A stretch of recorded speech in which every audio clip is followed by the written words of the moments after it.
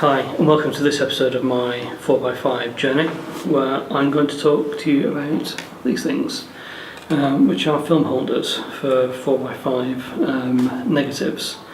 The reason that I'm going to talk to you about these is that I think for a lot of people this is possibly the most intimidating part of 4x5 photography, is basically getting film into and out of these things, because obviously with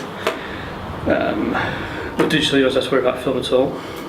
With 35mm and medium format, the film comes in rolls, but for this sort of photography the film comes in sheets, and these are just two examples of sheets of film.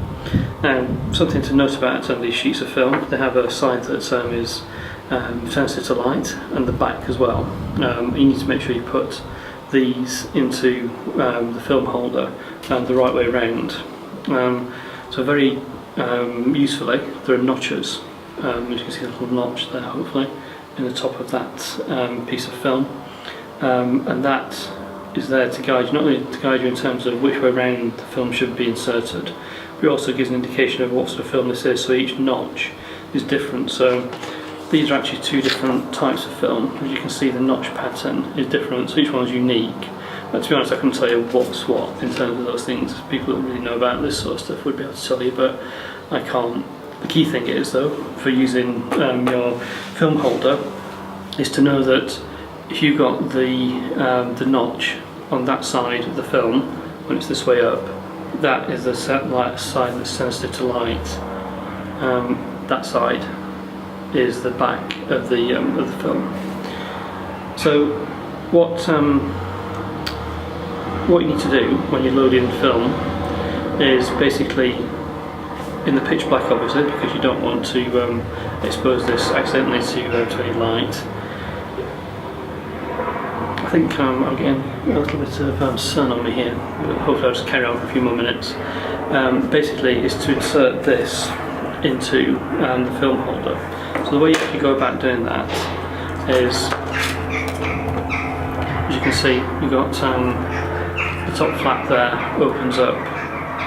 So what you want to do is basically, while that's open, is to insert that into here like that, and just insert it down.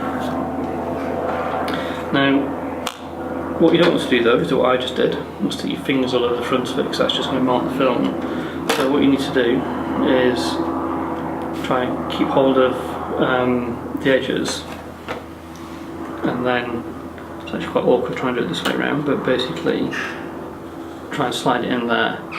Now what you'll see, I don't know if you can see on this one, but there's actually two grooves that in the film holder. So the top groove is actually for this thing, which is a little slider that goes in here from the other end, goes across, and actually just put that down. That locks that in place, so you can't open that, and that stops the film from being accidentally exposed. But below that, there's another groove just right in the bottom there, which is where your film goes in. So the easiest way I've found to get these in, get the film in I should say, is, you won't be doing this in the dark, is to put this in so far, just to the edge of where the two grooves end, and then basically, oops, try this again, and just basically slide the film in, and it makes it easy because you just go behind that lip there and just slide the film in like so. Now you can probably hear on this one it's catching, and I'm struggling to slide this film in. There's a problem with this particular holder in that it is possible to get films in, but it's really awkward. It does catch as they go in. My other film holders don't do that at all. It's really smooth, very easy. So just as a tip, this was the first one I actually used when I got this set, and I thought this is how they were, and I was thinking I'm never going to be able to do this in the dark, and so I tried one of the other ones with my test film strips here, and it worked fine. They just slid straight in. So if you have a problem sliding it in, it could actually be that I don't know whether it's the grooves that are worn or what in this one, but it's second hand, and it just doesn't work as well as the others. So don't despair if you can't get it in. It's more than likely, what could well be, that it's just this thing is a bit awkward to use. They're not very expensive either, at least not in this country. But the idea is once you've got that in, let's just try and get that in there, so that's now fully in. There's a small gap, I hope you can see that gap just there, small gap, so just nicely seated. And then in the dark again, as I said, close that over and then push that down, and then that won't come back up. Now, the convention I use, people have different conventions for these things. Just pop this one in here. You see there's a white mark across there and a black mark across there. And the convention I use is, if the white mark is showing out, that means I've exposed that piece of film. If it's in that way, it's not exposed, so that's ready for use. Just so that I know which ones when I'm taking out of the bag have you already used and which ones I haven't used.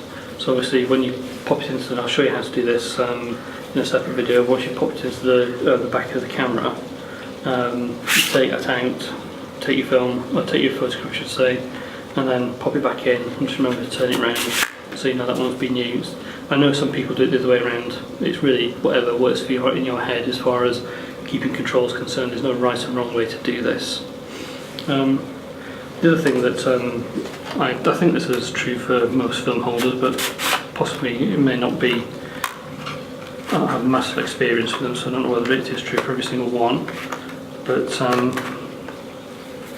also little lugs here that you can turn to lock them so you can't accidentally pull them out, so I think that's quite a useful little feature. And there you go. All that inside a dark tent, or if you've got a dark room, inside a dark room.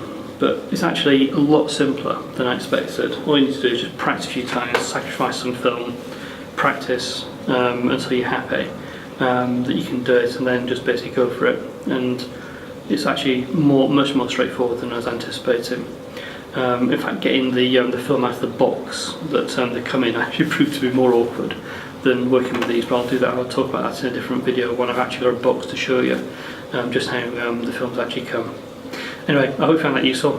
If you've got any comments or questions, pop them in the comments below, and I'll either answer them in the comments, or I'll potentially do a new video just outlining whatever it is that you asked about. Anyway, I hope you enjoyed that. Thanks for watching. Bye for now.